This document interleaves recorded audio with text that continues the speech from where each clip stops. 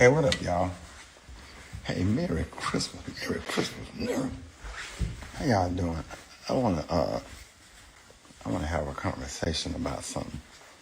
I've been meaning to do a video about this for a long time, but I just have not had the opportunity to do the video for this. But I want y'all to give y'all some good information.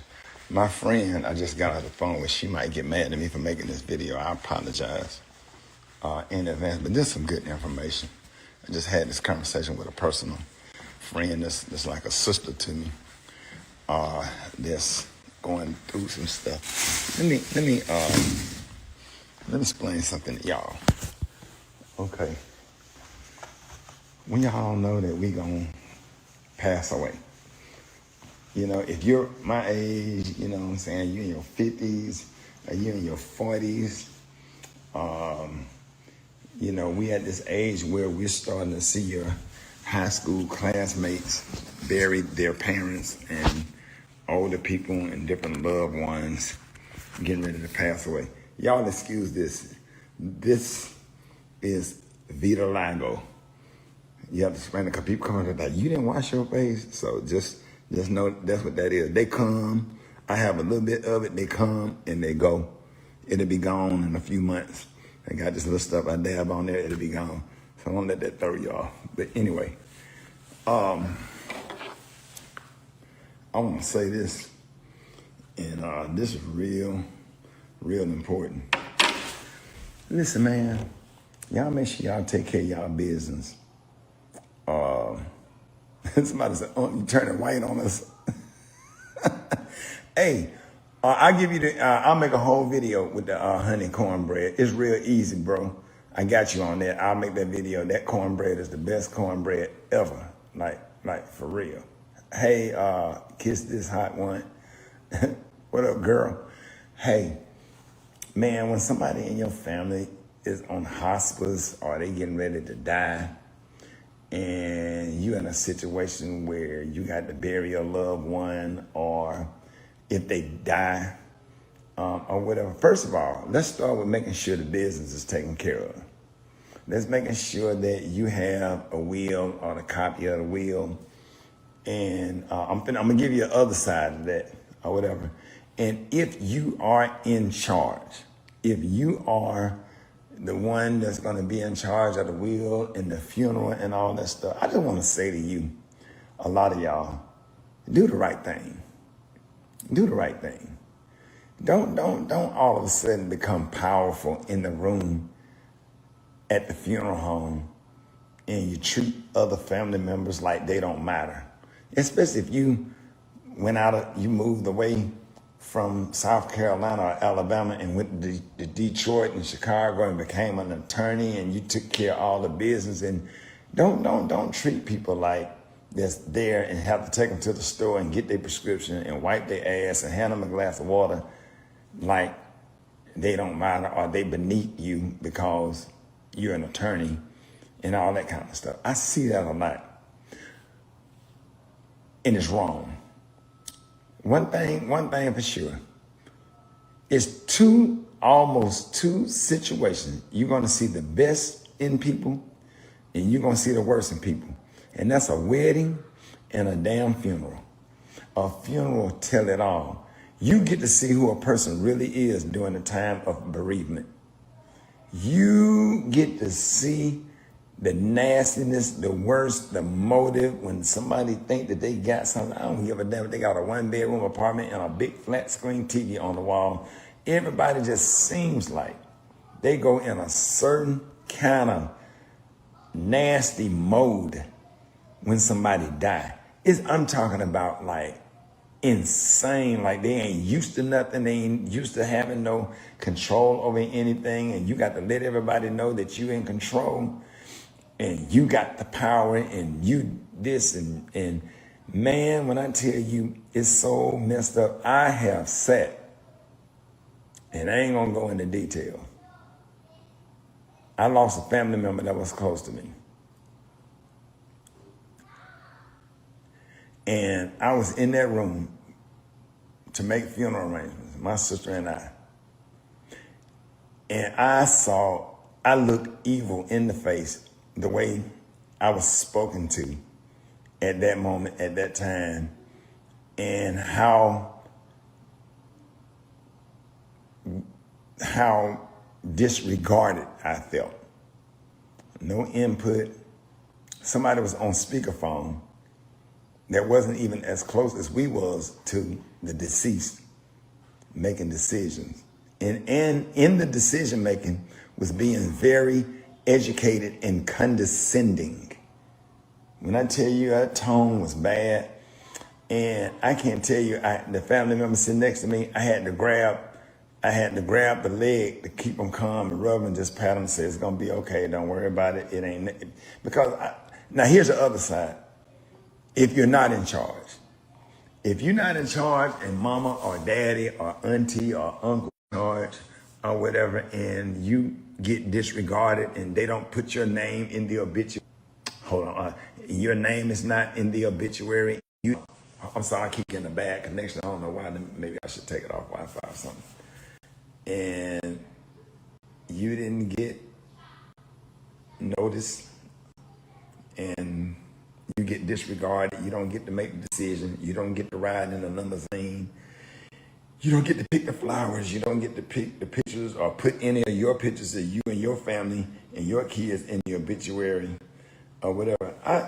One thing my grandmama taught me, man, there's more than one way to skin a cat. And what I did was I know how to work around people that don't have our best interests or people that don't know how to do the right thing.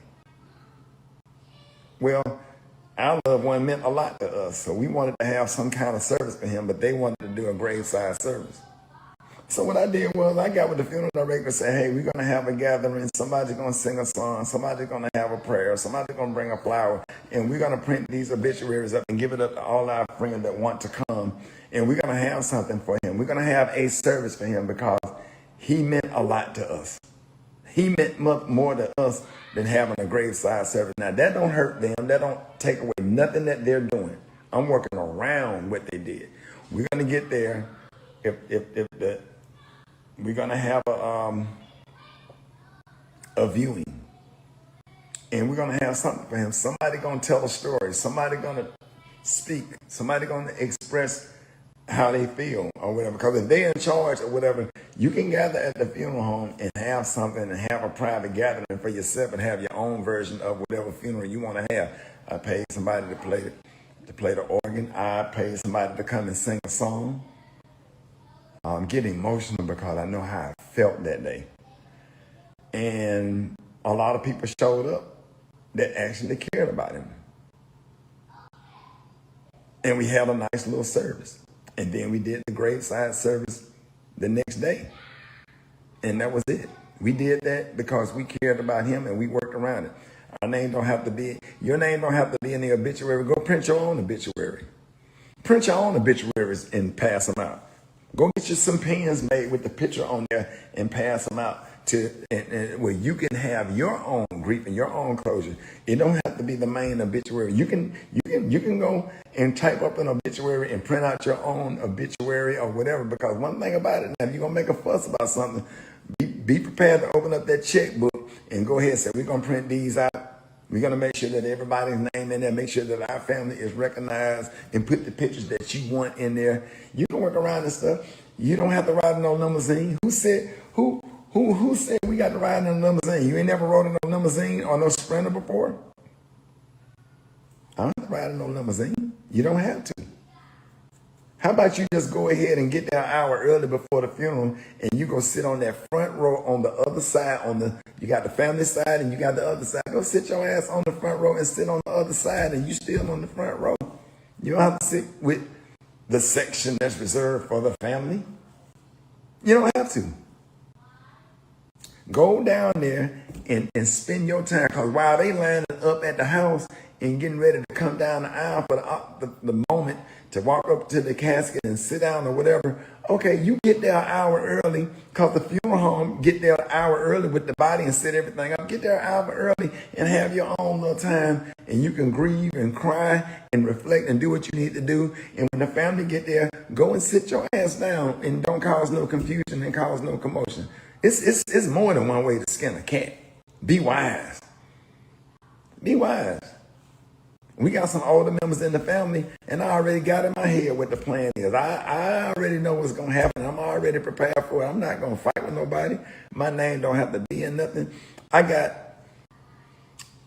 It's two of us. It's me, and I have a younger sister. If something happened to my mom, I already know. My mother is a woman. I'm not going to be Rickey Smiley. I'm not going to go in that situation and throw my weight around. My mother and my sister are closer than me and my mother is. They're just natural because they women and they talk every day more than me and my mom. They have a great relationship with my mom. But my sister is more than likely probably gonna be in charge, and my mama's husband, that's if something happens to her, if she goes before her husband. My mama's husband, my stepdad, and my sister were more likely to be in charge. And the only thing I'm going to do, like what Pastor Jamal Bryan said, hey, I'm going to fall in where you put me in. I'm not going to argue about nothing that's going to go in the ground. My mama gone to heaven.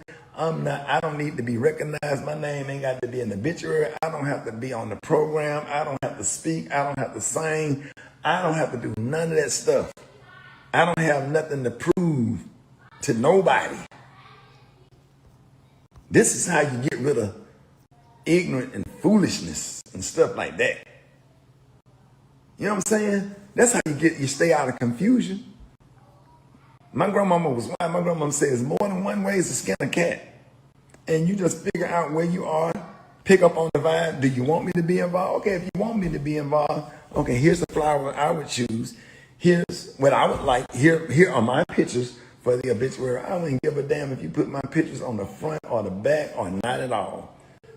I can still go and print some 25 obituaries and put me and my kids in there, and just for us to have whatever. Who's to say what's the main obituary and this, that? If I want some obituary with me and my kids, I can go and print the damn obituary. Shut the hell up and stop making a big deal over mess, and go print you some damn obituaries and pass them out to everybody that's on the B team. If you ain't on the A team, here goes some B team obituaries and pens and a flower to match everything that they pick or whatever.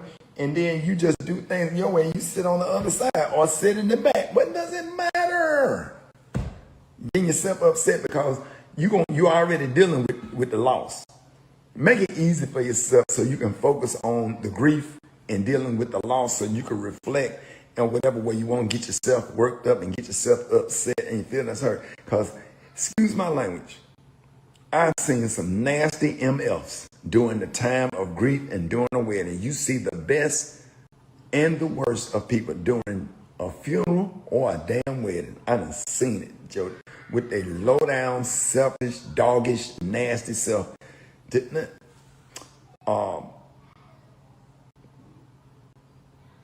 Brandon parents is gonna kill me when my son died. Me and my daughter and my son, we got in the car and we drove to Atlanta. We went to Brandon's mother, stepdad, daughter's house and sat down. And I said, how would you like to proceed, and what do you want done, and what do you envision? And in most of the stuff, 90% of the stuff was what she picked.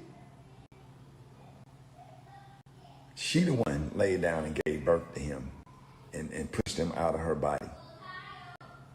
I'm Rickey Smiley. I got the name and the brand. Guess who walked in the church first? His mother. I would not have dared walk in there before that woman. No, I ain't gonna say that woman, before her. Because she was having a more hard of a time than I was. I was just trying to take care of business. But to have enough respect,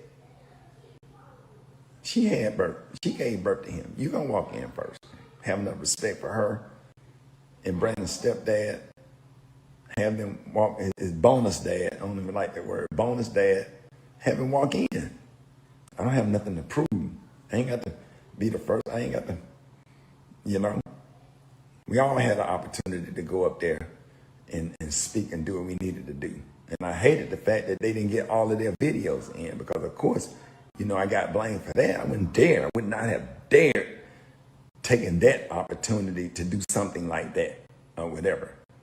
You know, that bothered me more than anything, that their videos didn't get in or whatever because they didn't get turned in time and the people from TV One produced the video. That's a whole nother thing or whatever. And I one day I'm gonna make a real nice video and I'll put it on the internet for them and for them to enjoy or whatever, do something nice. But man, do the right thing. If you in charge, somebody die, man, do the right thing. Do the right thing. Remember the aunties that came over and took her or him to the doctor and to the hospital, and make sure that they get recognized and make sure that they get the love, make sure that they riding with y'all. If y'all got the limo, hey, Miss Johnson that live down the street, you took her to the store every day. You come on, you ride with us. You saw her all the way through till she closed her eyes. You come on. You want to be on the program? You want to say something?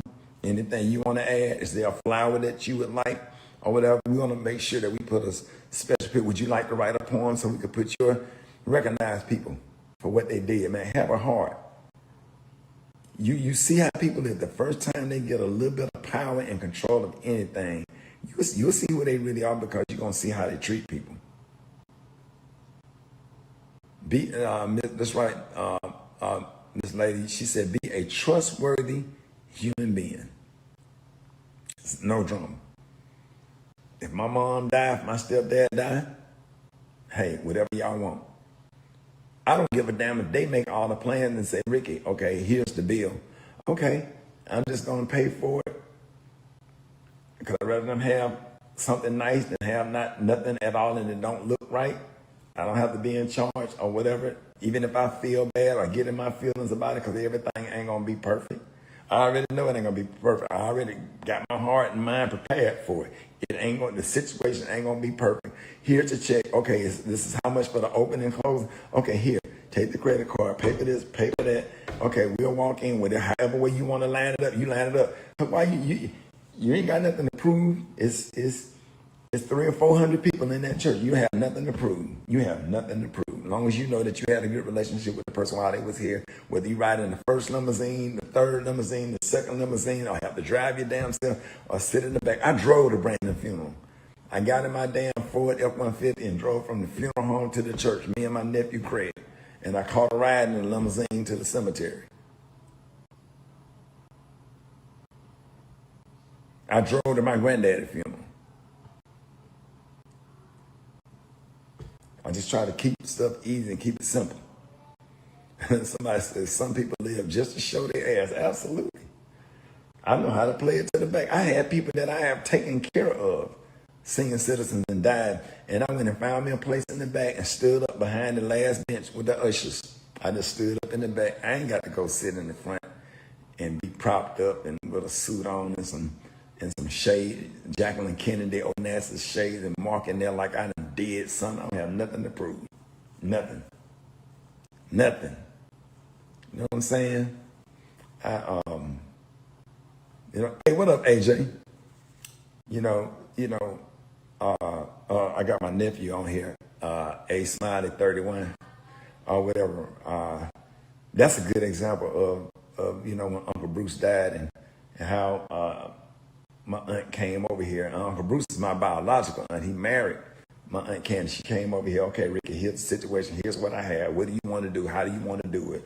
Okay, what church you think? Like, she involved us, and I just really appreciate it. And then when somebody treats you like that after a funeral, if they are in-law, you have a forever relationship with them.